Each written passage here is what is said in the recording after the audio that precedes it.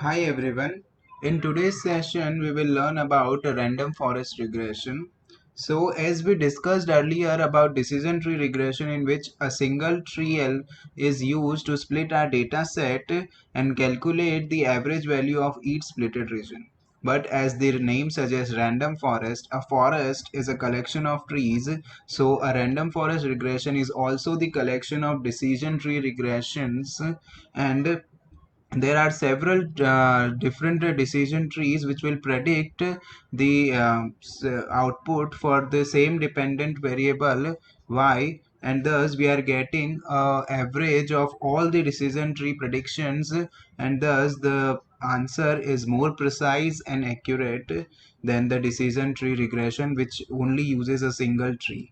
So let's start with the random forest regression. As the first step, importing libraries.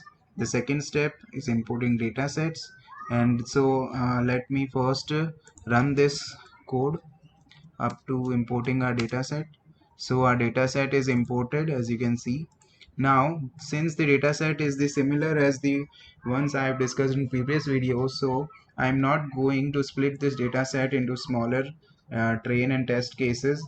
So let's start going to the step where I'm using the random forest model. So for this also I'm using sklearn module, in which the sklearn.assemble module is used.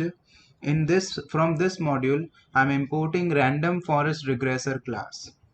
Now as the class is imported, now we have to initialize the object for its class.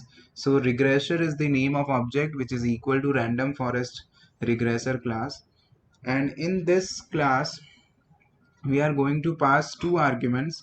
The number one is n estimators, which is none other than the number of trees we are going to require, and the second is the random state, which is for random numbers. So uh, after importing our class, now we have to fit our model. So regressor dot fit x comma y. So I'm running this code of our model.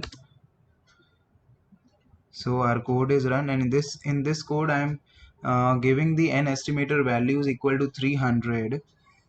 After that I will visualize the code and let's see what it will give us. So as you can see, the graph is similar to the decision tree, but in this this number of steps are more than the decision tree, because there are several number of decision tree which are predicting the value for dependent variable y. So the steps are also increased. Now let's predict the value for level 6.5. As you can see, I'm getting a very much closer answer in this algorithm other than the previous algorithms we are learning. So random forest is accurate algorithm for this data sets. So thank you for listening this session.